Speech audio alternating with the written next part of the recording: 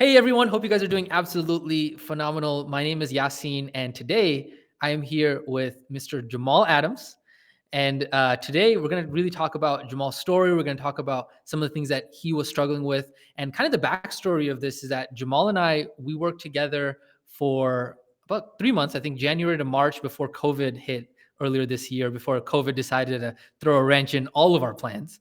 And Mm. so the really cool thing about this is we're going to dive into his story, kind of what it is that he noticed while we were working together, and what are his biggest takeaways for other people that are struggling as well. So I guess Jamal, if you want to go ahead and introduce yourself and go ahead and kind of tell everyone what it is that you do, and go ahead and introduce yourself.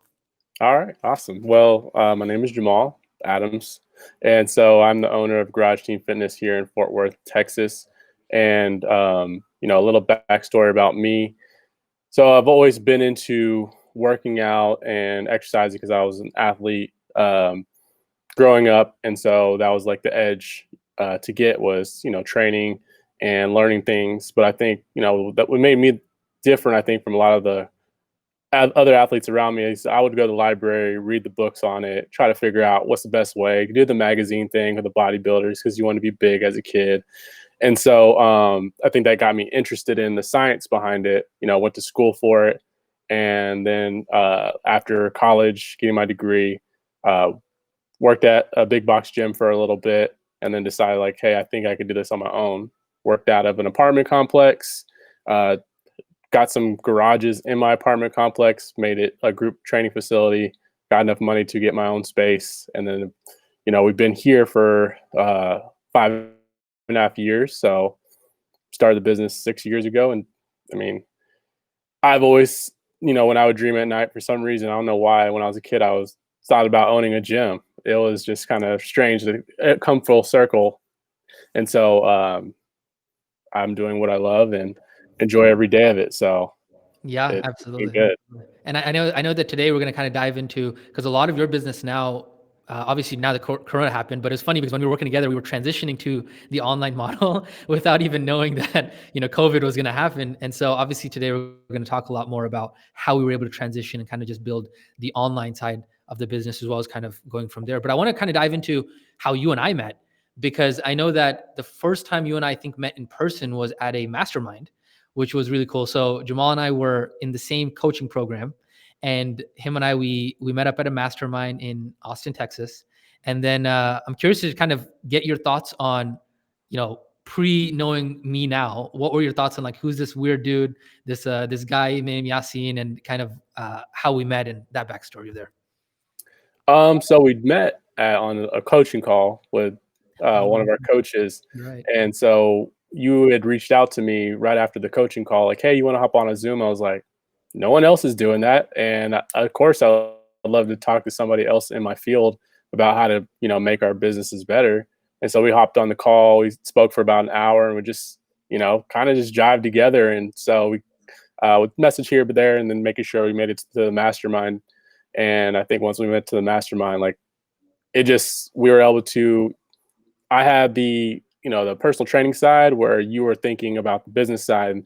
Uh, that's where like, I feel like I was like, okay, this is making more sense to where sometimes when you get in these masterminds, there's so many people doing so many different things that it's hard to focus on the thing that should be working for you.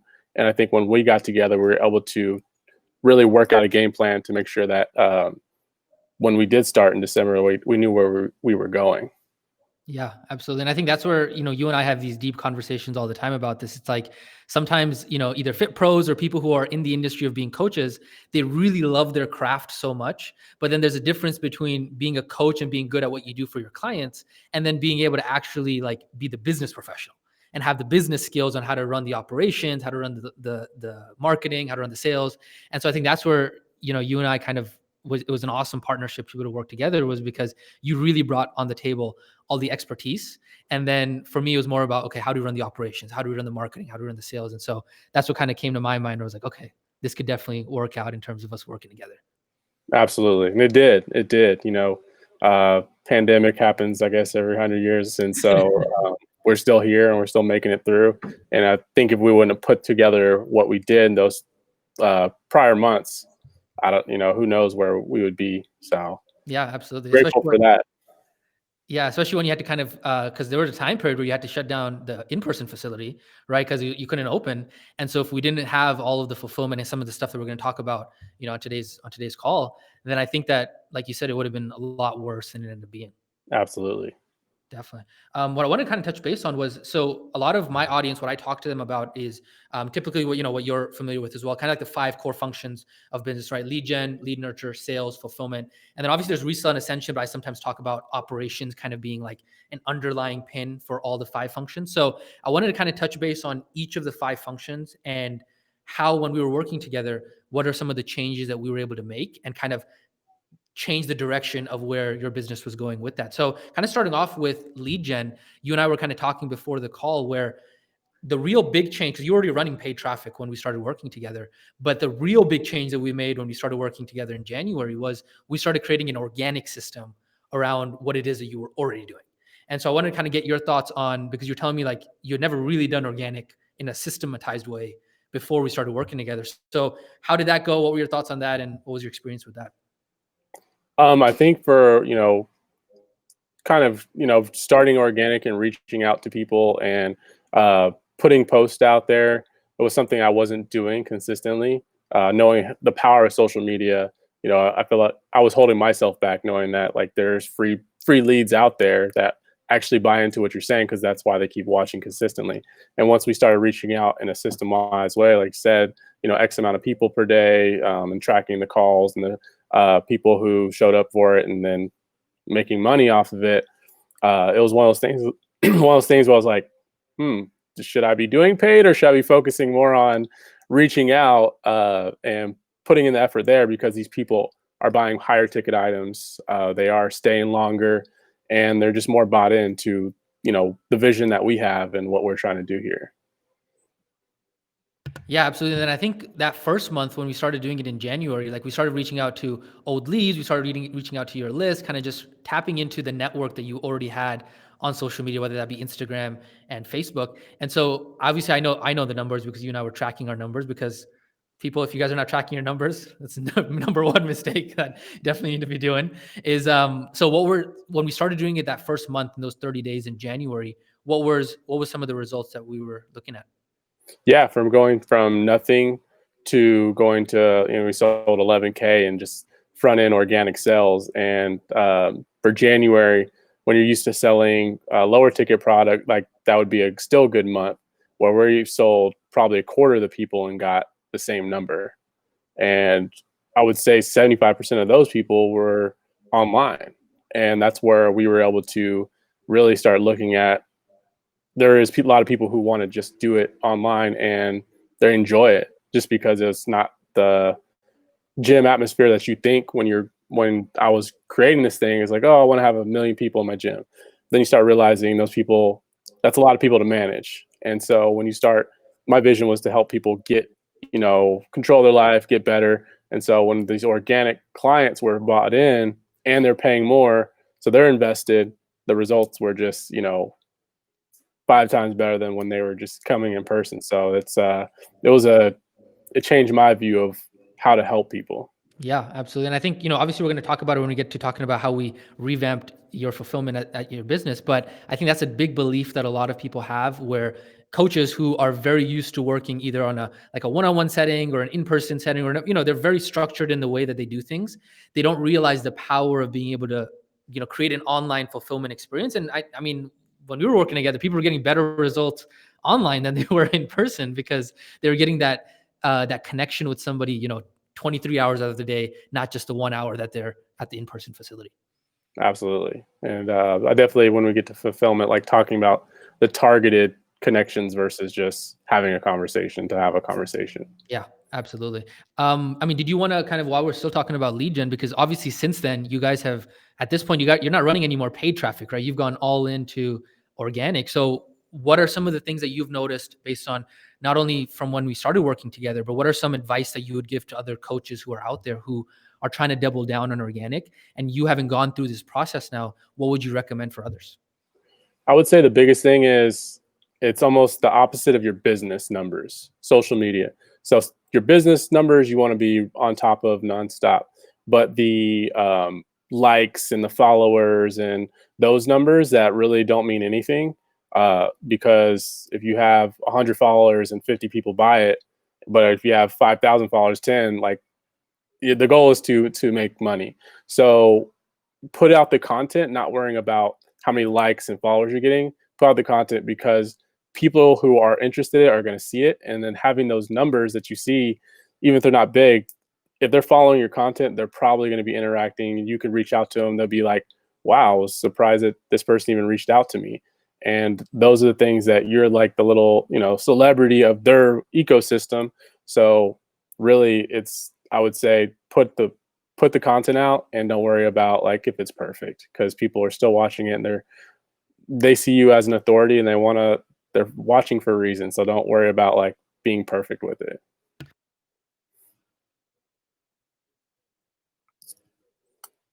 I lost you, yes.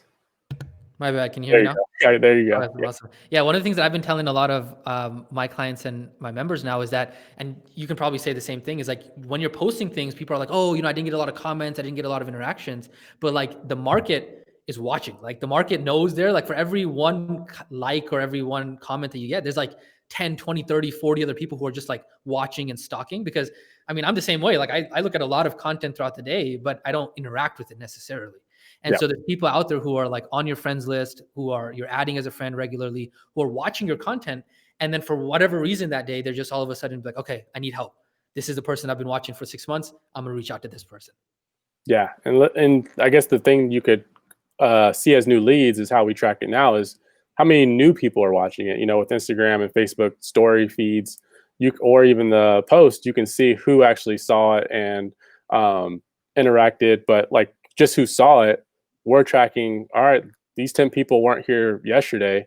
Put their name down, and then that's how we reach out. So that's you getting leads right there. So and then as you're reaching out to the people who are currently watching. Yeah, absolutely. I want to kind of dive into next about the lead nurture side of things. So for those of you guys who are not familiar, lead nurture basically means how do you get somebody who is just somebody who is just a passive, watcher of your content, and then being able to get them to schedule an appointment, actually show up to that appointment. And so when I was working with Jamal in January, one of the things that we noticed when we were tracking the numbers that kind of became obvious was that there was an issue with people showing up to their appointments. And so I remember, Jamal, when you and I started working together, and I was kind of like, we had a 2 week period where I was just kind of observing and tracking numbers. And then it was like, you had like 8 appointments that day, and you had like 2 people show up. And so you were like in prime mode, ready to, sell, and you were ready to just kind of talk to people. And then it kind of just threw off your entire energy. And so I want to kind of touch base on you in terms of what you noticed that I implemented into your business in order to fix that problem on the on the lead nurture side. Yeah, absolutely. Because you do lead gen, kind of going back before going to lead nurture, and then you're like, man, I got so many leads, but if no one's showing up, then it's like, well, what am I doing wrong here? And so once we were able to, because you get excited, you're like, okay, I have 8 people I'm going to talk to today, and we're going to do well, especially if I know that I can close at this amount. Like it's going to be a good day, and all of a sudden one misses, and then another one misses, someone shows, and then 2 hours later all those people miss, and then you have one person show, and you're just kind of like, why? You're not questioning why you're putting in the work, but it's hard to stay consistent when you don't know consistently who's going to be showing up, who's not, and keep your emotions like, you're like geared up, and then you got to come down and wait 30 minutes. Geared up, you got to come down. So as we dive into the lead nurture, that allowed us to really know people that were actually going to show up and have a really high rate of, not having to gear up. You gear up and then you do it, and then you can learn from the sales process. Yeah, absolutely. It just kind of becomes like a buzzkill for your energy. Like you end up being more drained. Like if you had done 8 back-to-back appointments, there would have been some consistency in your energy level. But it's almost like you do 2 appointments and you're more burnt out than if you had done 8 appointments, because of just having to go up and then have your hopes crushed. But I talk to a lot of people how there's different mechanisms, right? Regardless of if it's in person, whether that be online businesses, whether that be phone appointments, there's different mechanisms that you can use in order to increase the show up rate as well as increasing the lead quality, right? And so for you specifically, I remember we went ahead and implemented the setter script, right? We went ahead and introduced a 2 call close rather than a 1 call close, only because of the fact that your lead quality was the show up rates were just so terrible. And so, what did you notice when we implemented that mechanism of putting a setter script in there? I mean, it went up dramatically, people showing up. So, but the biggest thing was we were able to qualify them. Some people were looking for services that we didn't offer, and we were able to steer them in other directions. But majority of people were looking for what we were serving, and this allowed someone else to talk to them, and they didn't have all the information they needed, so they had to set up an appointment. And it's like, okay, well, you're going to talk to the guy, the main man, and we're going to talk about how we're going to help you, and that person's building you up. So it's almost an experience versus just sign up online and talk to this random person, and hopefully it works out. Where this now, when you get the setter, they're like, all right, this is a professional organization. It just built way more authority, before they even showed up. Yeah, absolutely. And I think you and I have had conversations about this. Whereas if you're doing organic and you're reaching out to, friends and family, and you might not need the setter script at that point, because obviously, the lead quality is there because they're your friends and family. If they don't show up to your appointment, you'd be like, yo, I'm going to see you like 2 weeks from Mhm. now. Like, why are you, standing me up? Versus if you're reaching out to cold prospects, even on social media via organic, sometimes having that extra quick chat, even if it is just you, right? If you're a one man show and you don't have another setter doing it, but just having like a 10 or 15-minute call before you go into the strategy session, or kind of like the longer call, that kind of helps with qualifying and just making sure that you're actually getting on the phone with somebody who is qualified for your services. Absolutely. And that's where, as you're reaching out organically, you don't want to get too deep into what your service you offer. You're just trying to talk about what they want from the service, and then, hey, can we hop on a call and go into details? And then you can set up the setter to build you up, and then you have your close, and you really don't have to talk about much of the program, because we're trying to get you where you want to go. Yeah, And, exactly. and the system is built around it. And that's one of the things I think people struggle with, is that they just end up going into like some people, the way they teach organic is like, okay, I'm going to ask you about like how your day is going and how your dog is doing, and like you're doing all of that stuff, versus being a little bit more direct and being like, yo, it sounds like you have a problem. How about we jump on a call, and then be able to take it from there? Especially with the fact that, I don't know about you, but I get messages and I just forget that I even got a message from somebody. So like, I think some people out there teach organic where it's like, have this massive conversation for like 3 days, and then figure out how to be able to talk about the problem that you solve. And then after that, being able to get on a call with them. Versus I know that the way that you and I do it is just like, hey, let's get in and out, kind of get you on a call, and then we can talk about the rest of the things from there. Yeah, and I think what happens is it's short, it's sweet, and the prospect is buying from the professional. When you build a friendship, they become more comfortable with, like, oh, let me think about it. We'll talk online. We're good friends now all of a sudden. So where if it is just reach out, the customer, client person knows that prospect knows what you're contacting them for. Yeah. The question is, do they like you? Can you make them like you at the first couple messages? And then from there, they're like, okay, cool, I'm interested. No one else does this. And then you set them up with what you're trying to serve them with, and essentially everything else will work out from there if you have the proper systems. Yeah, it's like you have a clear intention. It's just kind of like the same way, like, when you're in the dating scene and you're kind of like, obviously Jamal's married, so he's been off the dating scene for a while. But it's the same thing like when a guy reaches out to a girl, and he sees somebody that he likes at a coffee shop or a library, and he's trying to like be like, oh, do you like that book, or do you like, how's the day today? How's your weather, or something like that? Versus if you're just able to be like, yo, I'm interested in you. Would you be interested in hanging out sometime? Like having that clear intention, because nowadays everybody knows, like, there's so much people trying to reach out and pitch people and things like that. You're not fooling anybody about trying to make a friendship, in the beginning, and Hmm. then trying to tell people later on. So it's just easier to be a little bit more upfront, be professional, be an authority figure, and just start off that relationship the right way. Absolutely. I think most of us all have small, close knit circles. Some guy online is not about to infiltrate your close knit circle all of a sudden through social media. Like, it's just like if you walk up in the mall, someone walks up to you trying to sell you something. It's like, all right, let's just get to the point. Yeah. If I like it, I'll say yes. If I don't, then not. But if you're wasting my time, I'm trying to get to this other store, and that's kind of what online is. It's if you have what I need, like, heck yeah, that I'm glad you stopped me. But Yeah. if it's not something I need, as on the other side, I'd be like, all right, I'm good. So I think people don't like their time wasted, even though they waste their time in other things. They want to make sure that, like, okay, this is got to the point, and this is how he or she's going to help me, and go from there. Yeah, exactly. I think they just matter of being more clear. So I think instead of working on trying to build a friendship with everyone that you're reaching out to, just being more and more clear about what it is that you do and how you help them, and making sure that you can increase the sexiness of that rather than trying to work on the friendship and having this lame, messaging or lame problem that you solve. You just really making sure that your offer is solid, you're able to have some sort of, guarantee or really just fulfill. And then at that point, you can be very aggressive on just being very straightforward with people.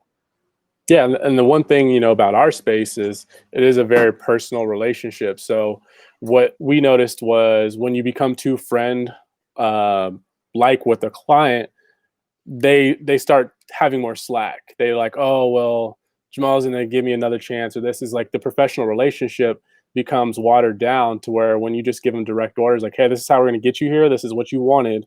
This is what you need to do. Like, there's gonna be motivation. There's gonna be coaching behind it. But at the same time, it's like I'm here, or like I can screen, you're here because I have the information to get you to where you want to go. So I've learned that being more direct and sometimes I don't say hurting. I mean, I know sales, but it's like it's just telling people what it is. Like this is what you need, and that's where um, we had those conversations for the business as well, Yeah. and that's where things blossom because once you understand that, you just do that.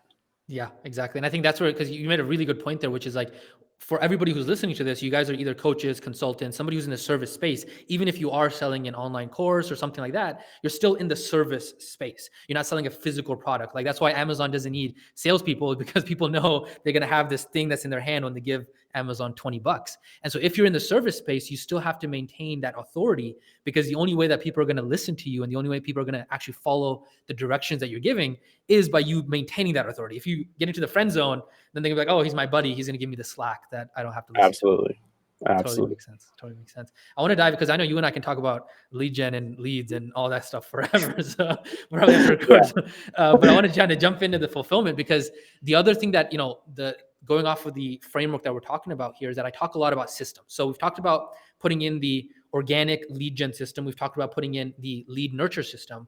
Then the other bottleneck, once we had solved that, was okay, how do we then create a system around fulfillment to make sure that, okay, we can handle all of the volume that's coming in? Because if you're selling, 5, 10 people every single week, I know that we ran into that issue where like we had sold all these people and then literally balls were being dropped because some of the SOPs and the fulfillment processes weren't in place. So based on when we were working together, we went ahead and transitioned all of your clients onto a coaching platform. We kind of put together a systematized way to fulfill on that. So what was your take on as we were doing that, and what were some of the changes that you noticed when we did that?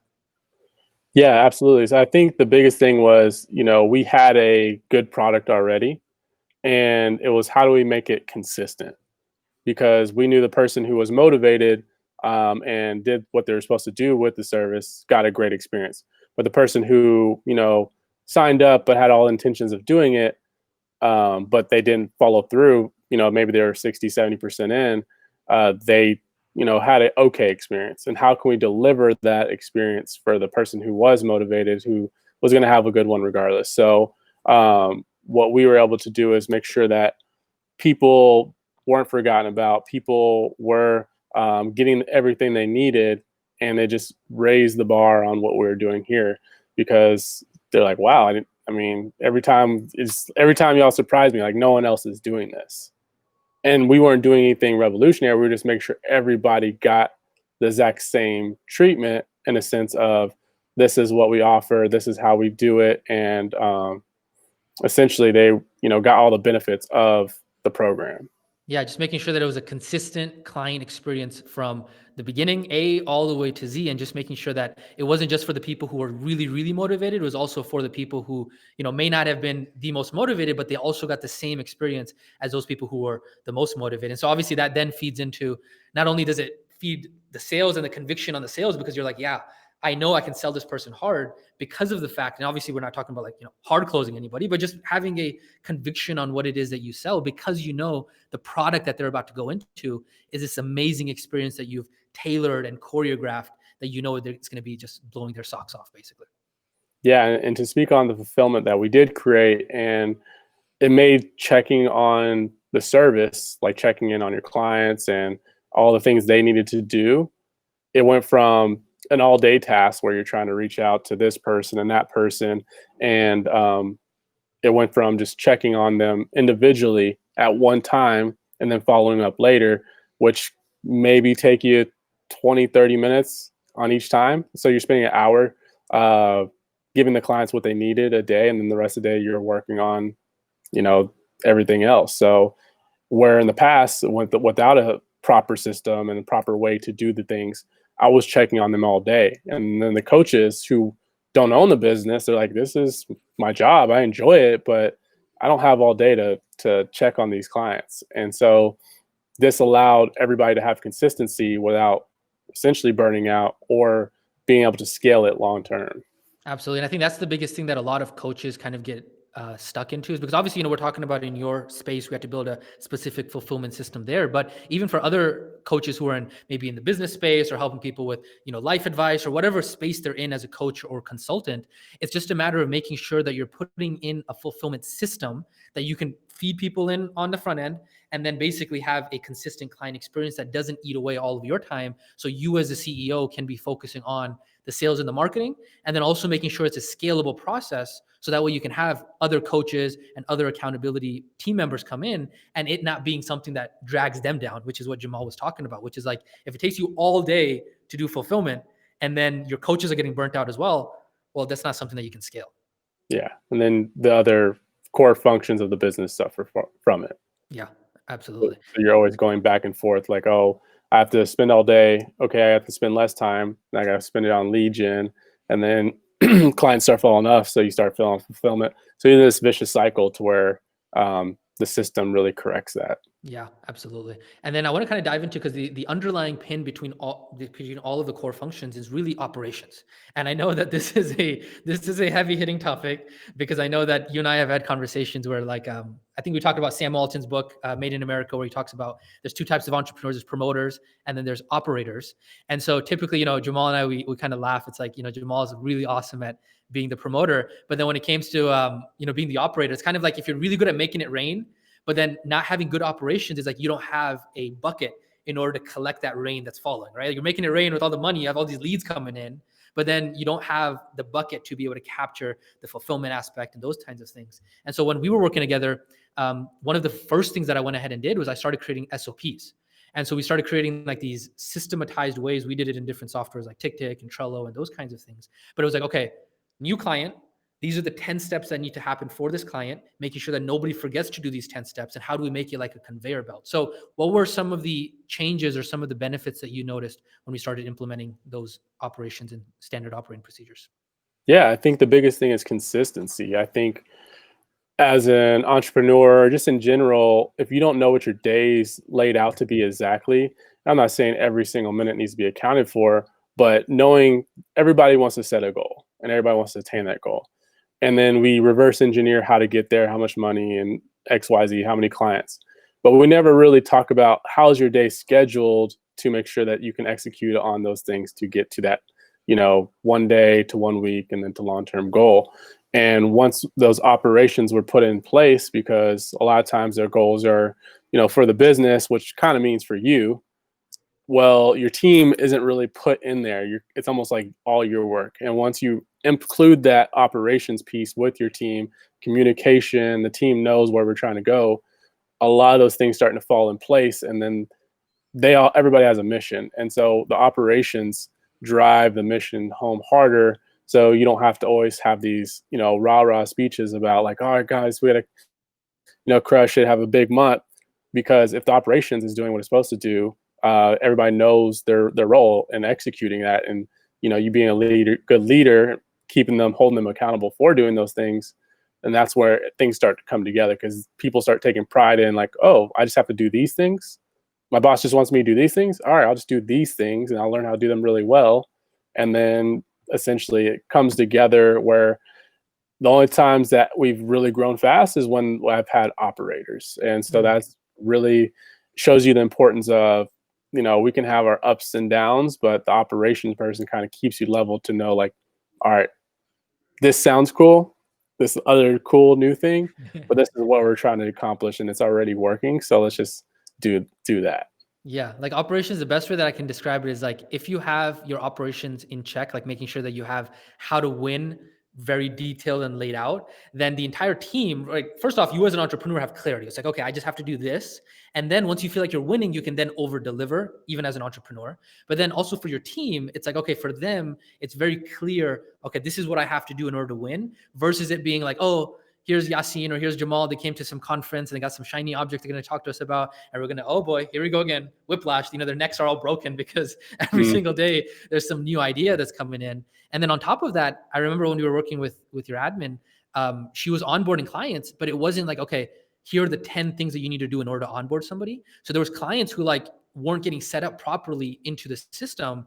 And this goes along with the fulfillment. They weren't getting the same consistent fulfillment experience because it really wasn't outlined. What are the onboarding procedures? What are the billing procedures? What are the scripts you got to send? Like everything laid out. So that way she was able to just do her job essentially.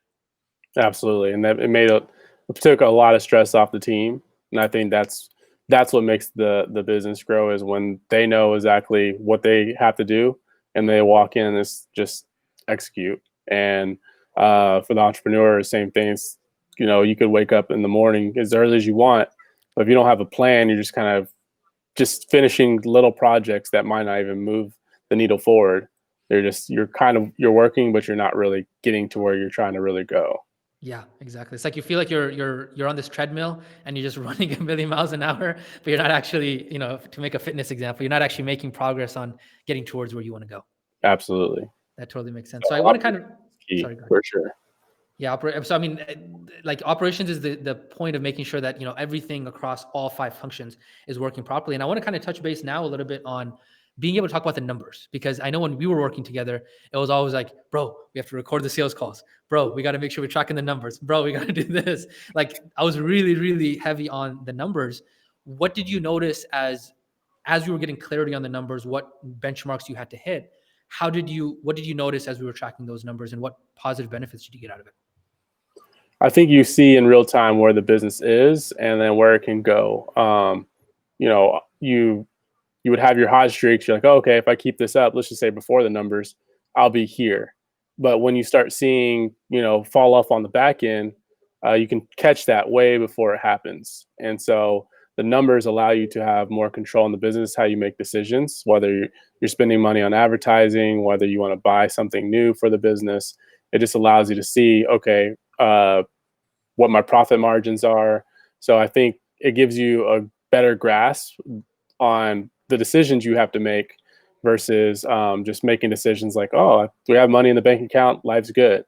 And so this allowed me to see the numbers and be able to start looking at them as projections versus just, like, oh, we Yeah. spent a lot of money this month. Yeah, and I think it's funny because us as entrepreneurs, I know some of my clients right now, they get this point where like they know what's in the bank account, but they don't want to look at it because they don't want to like address the facts in the face. And it's almost like same thing with weight loss, right? It's like you're like the client might think that they're 3 pounds heavier, and they don't want to stand on the scale because they know that they've screwed up. But being able to look at that number in the face and be like, okay, yes, I screwed up, and then as a result, once you have the numbers, you can course correct. But if you never actually look at the numbers, there's no way that you can course correct because you have no idea where you are right now. Yeah, you don't know where the problem lies. You could think it's clients, and it could be, you're paying for something that you didn't even know it was, or there's other expenses. Um, it could be a number payroll. It could be a number of things that you didn't have your eye on. Hopefully your team is trustworthy, but you could be overpaying them. Who knows? So the numbers really allow you to keep check on how you're going to spend, and also like I said, the projection of everything. And I think looking at them daily allows you to bring yourself back down to reality. Yeah, absolutely. So I want to kind of, because we've touched base on kind of the core functions and what I wanted to touch base on in our talk here today. I just wanted to kind of get you to be talk to the audience here for a second on what it is that they can expect when they work with Yasin and the team. And I haven't paid Jamal in any way, shape, or form. He's going to say the good or the bad. I mean, I'm putting him on the spot for a purpose because I want him to be able to just be 100% transparent. But just kind of talk to everyone. What did you notice about when we were working together, when you were working with the team and Jane and everyone as well, and what were some of the things that you noticed when we were working together? Yeah, I mean, besides you being a hard working guy, um, it's a lot of it is it allowed me to see like how to run a business, not really how to make my expertise better. And so as we worked together, we were able to have conversations that maybe we didn't agree on at the time, but as we move forward, we were able to be like, okay, this is why we're doing this. And essentially the operations put all that together. Like, because when we started, it was like, let's drive revenue, let's drive revenue. And we did it. We hit the goals. And then we started seeing like, all right, we have a ton of clients and we're not managing them well. So we had to build a fulfillment system. And so finding the holes and then plugging them up versus a lot of times people will just be like, all right, I'll have to figure it out. And they never really plug up the holes. Plugging up those holes is what made me feel like this business can actually grow into something that I've always seen it wanted to. For a while, I just felt like I was just getting by. And so this allowed me, and there were simple things. It wasn't like we did anything crazy, just we had to do things that made sense for the business, charging more, uh, knowing your own value. That was all mindset stuff. And then how do I make sure that when we are charging more, we deliver a plus product or service? And so I would say, I would say the biggest things is the numbers. At the end of the day, um, any heated argument we had, there was never like any like us feeling ill will, and we went after it because I'm a person who's like not gonna just be like, okay, whatever you say. I'll be like, why? And we went and we both made great points and we both figured it out. And I think if you're not getting your mind moving, which the way, you challenged me to do, then we're not gonna be able to figure out like, okay, we're both trying to, do something here, but like now we put our minds together and now we've made even something better. So I think um but it was all driven by numbers. Anytime we had an idea, it's like, all right, let's put the numbers together. We've got a big whiteboard or sheet of paper or Excel sheet. All right, how does this work? And so you couldn't come up with an idea without numbers. Like you can't be like, all right, we're going to run this new campaign. Well, how's that going to work? Yeah. Because that sounds great, but what about X, Y, Z? So I think this puts this makes things realistic because then once you have the numbers, it's just executing and doing your job. It's not hoping and praying that it does work. Yeah, absolutely. And I think if you can talk a little bit, because I know obviously for you as a coach and having, in our relationship, it was kind of like, hey, working very close side by side to make sure that we could grow the business. If you could talk a little bit about what was the advantage of having somebody with you as we were implementing this. It was very hands-on, right? We're building these systems, we're kind of talking on a regular basis versus obviously you've had your go around at, a bunch of courses and gurus and masterminds and all that stuff. What was the difference between having somebody with you every step of the way as you were trying to come up with, honestly, some of these solutions you're coming up with, they were very customized. They were very like, okay, this is where you are right now. How can we get you to step B rather than trying to be like, okay, this is the ideal and let's try and like take you there, right? It was like, okay, how do we build on existing what it is that you have in your business rather than, okay, these gurus and, these courses that you had, maybe they were talking about something else that wasn't really related to, what it is that you were doing. So if you can kind of talk to the audience about what was the value of having somebody be so hands-on with you as you were doing this.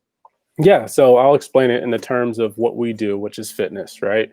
So there's a lot of places where you can lose weight. Let's say your goal is weight loss, but there's not a lot of places where you can lose weight and keep it off. So we would say that'd be success, growing your business and actually taking money home. So most of the time, people are very successful when they have a coach and one that actually gives them attention that you might need, a certain level of food. Somebody else might need a certain level of workout. Those are customized things. And what you offer is seeing what that person needs so that they can be successful. And when you go into a big group, it's like going into a big boot camp. We're going to get the job done, but unless you put in the extra effort on your own food, your own time, you're probably going to get a little bit of result and then eventually slide back to where you started. Where when you have that one-on-one, just like LeBron James invests $1 million into his body every year, he invests into what he's doing, and I'm sure he doesn't go into a group training facility. So that being said, we do one-on-one coaching now because we know that people need certain attention. Does it mean that there's I come up with revolutionary things for each client? No, but that one little thing that might help them gets them over the hump, and actually they understand how to make sure this is a long-term thing. Just like with the coaching, once you have those conversations and figure out what works best, now you know, okay, this is what I need to do to move forward. And I know when I don't do those things, things don't go the way I want them to go. So I was explaining that that's the best way that a coach who actually wants you to be successful would help you versus just joining a group of people. There's a whole bunch of great ideas, but if it doesn't really work for what you're trying to do, or if it doesn't really click, you're just kind of having these little wins, and then you're trying to figure out what's the next new diet, what's the next new group who's 10% of them are having success, and that's all they talk about is those 10%, where 90% of them are, make a little money, but they just break even on the coaching program. Yeah, absolutely. I think that's the big take home here is that a lot of the business coaching programs that are out there, and it makes sense for them to do it because obviously they make more money to the bank, right? Because you can sell more people into it. But really, in terms of results and actually being able to help people execute on what it is that you're teaching them, being able to do that in a more hands-on coaching vehicle is a lot better for the clients. And so I want to and I guess the other thing that I talk to a lot of people about is kind of the accountability and the action part of it, right? Like a lot of the things that you and I implemented in your business, they weren't revolutionary. Like you said, they weren't complicated things. It was just doing the simple things that we knew we had to do, but just making sure that we were able to do them consistently. And so I would imagine, having somebody there like myself, just kind of being every day. I remember we used to have these conversations like, Jamal, we got to record the sales conversation. I remember on one of the documents, he put like this huge thing. It was like, record the conversation. It was like, we had to record the sales convos. I guess having that coach there, and you can kind of chime in here, is having that coach there allows you to have that accountability, so that way you can execute on the things that you know you should be doing, being able to do them consistently over and over and over again. Absolutely, and they give you a perspective where there's no emotion tied to it. So a coach, what you're going to do is like, I'm going to talk about how I love what I do, where you're like, well, that's great, but this is where you're struggling, and this is what you need to do. No matter how much I fight it, it is what it is. So I either can listen to my coach and execute and get better, or I can just keep fighting it and then still being upset. And so that's where it comes down to, is the coach is able to look at a step back from everything that's going on with you personally and look at the things that are actually going to move forward your business. Yeah, absolutely. Versus like, I think a lot of the programs that you and I have been in the past, it's more of like, yes, even if you get a conversation, like a group coaching call with the owner of the business, right? Even if he's doing millions and millions of dollars, it's very much like on a Q&A basis. It's like you're getting on a coaching call, but it's like more of a Q&A call versus like being able to say, okay, what is your actual situation? Let's actually walk through all of this. And for your situation, this is what you should implement based on all of the crazy things you could be doing. This is what you should be doing, basically. Absolutely. They give you the macro answer. So it's like, oh, that makes sense. And then when you go in there and you don't know how to do it step by step by step, then you get stuck and you're like, well, it sounded like a great idea, but I don't know how to execute it. And where, with a coach who's trying to, especially for you, who's really good at operations, you're going to draw up a plan. I'm like, a lot of times I'm like, how the hell did you type that up so fast? And it's just step by step by step. And then you work together and be like, okay, well, this would work, but can we change this little thing because it's going to work better for me to stay on whatever special customization you need. But it's like, this is the plan. Now let's make sure that we can execute this. What things do we need to work together on to make sure this happens? Yeah, absolutely. I'm 100% with you on that. I want to kind of get your thought, and kind of after everything we've talked about, and again, 100% transparency. I haven't paid Jamal in any way, shape, or form for this, but I just want to kind of get your thoughts. If you, when you talk to other people or you talk to everyone on the audience, would you say that you would recommend working with Yasin and my team? And if so, why would you recommend us? Absolutely. So I think at the end of the day, no matter how much we love what we do, or you want to be successful, and successful means you want to be financially happy as well. And so you want your business to thrive. So whoever you're serving, you want them to have a great experience. And also you want to have a good life financially. And so I would say I would highly recommend Yaz, because he simplifies your business. It's not about the expertise. It's about the operations. And how can you walk in and literally have a checklist and just check those things off and know that, oh, okay, now we had another successful day. And that's why, because if you want your business simplified to where you can, whether you want to scale it, whether you want to, make more money, it just allows you to figure out like, I didn't know it could be this easy. I just have to do this daily, right?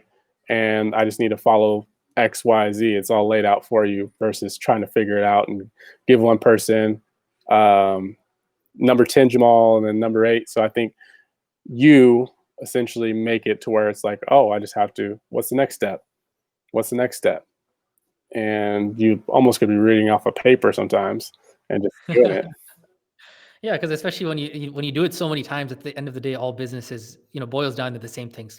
Core functions, making sure your operations are right, and then just getting leads through the door. And so again, I didn't pay Jamal to say that, I promise. And but the biggest thing I want to kind of emphasize, because Jamal hit it right on the head, is just making sure that you can have a simple process for you guys as business owners and entrepreneurs to go out there and absolutely crush it and have really sustainability, consistency, and predictability in your business. Because the reason you and I, Jamal, got into entrepreneurship, and the reason why everyone gets into entrepreneurship, is because you want to have the impact and the freedom. Like, you didn't get into having a business so that way you could have a job. You got out of the corporate world or the job because you didn't want to be tied down to a boss. But once you start doing your business as if it's a job for you, and then you don't have the systems in place, you don't know how you're generating leads, you don't know how you're fulfilling on them, you don't have how to scale a business with teams, you basically created a job for yourself. And you want to make sure that you're avoiding that, because you want to have the freedom that you want to spend time with your family, spend time with, go on vacation when you want every once in a while. I know Jamal and I sometimes joke around a lot about that. And it really just comes down to having that consistent, predictable, sustainable business. Absolutely. And I think one of the big things too, when you say freedom, is, I didn't, working for somebody it wasn't like the biggest thing. Main factor was, can I be creative with what I want to do? And when you get stuck in your business and you're just trying to keep your head above water, it's very hard to be creative, because you don't want to feel like you're wasting your time doing something that may be detrimental to your business.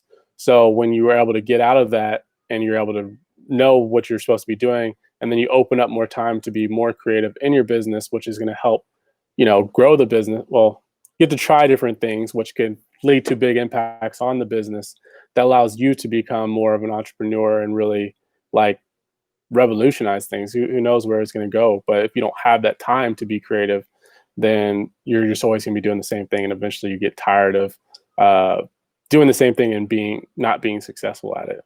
Yeah, you're just always putting out fires. You're either trying to figure out, okay, how do I juggle up some leads this month? How do I then sell these leads this month? How do I fulfill on these leads this month? And you're in this vicious cycle of always trying to put out fires, whether that be on the lead gen side, on the lead nurture side, on the sales side, on the fulfillment side. And then you never have that creative juices to be able to work on, like, okay, how do I build something that like I'm impressed with, my family's impressed with, and I can actually like leave a legacy for where it is that I'm going. Absolutely. I think legacy's huge. And I think, thinking about it all the time is like, all right, if I leave, I mean, are they going to be proud of what I did? And so, no matter how much money it makes, it's not, of course, we all want to be financially wherever your goal is. But I think at the end of the day, what kind of impact did you make that, that you enjoyed? Doesn't matter Yeah. who else enjoyed it. Like your family, like, man, just like my father, like whatever that day comes, like, he's my hero because of things he's done. Yeah, absolutely. So you kind of close it out here, because we're kind of wrapping it up now. I want to kind of just leave off with, what advice would you give to those people who are listening, based on, some of these people might be starting out their business. They might be where you were, back in, November, December of last year, kind of before we started working together, before you had kind of the organic system going in, kind of the operations, the numbers. What advice would you give to other people who are kind of in the same situation that you were in before? I would understand what the 5 core functions are and start there. Figuring out uh, your lead gen. How do you bring in people? How do you, and take it from step? How do you make sure they go from a lead to having a some kind of call with you, and then after you get them in, what's the system that you do to make them successful? And once you understand that and break that down in your business, then you can kind of find where the holes are, and that's where you come in. Is like, all right, this is what's going to really push this because this is your weak area, and this is why it's so weak. Yeah, Absolutely. That's solid advice. And just basically making sure that you can understand the foundations of business, understand the five core functions. I'm recording a whole bunch of more videos to explain to people about the five core functions, operations, and all of that. So be sure to tune in for that. But other than that, Jamal, I want to thank you. Thank you so much for coming on and sharing with everyone your experience. And do you have any closing words, anything? Nah, I had a blast, man. I think it's always good. I always, we could talk for hours, just like the other day. Yeah, absolutely. Absolutely. Cool, guys. Well, we'll leave it off here. And I hope you guys have a fantastic rest of the day. And we'll talk again soon. Bye.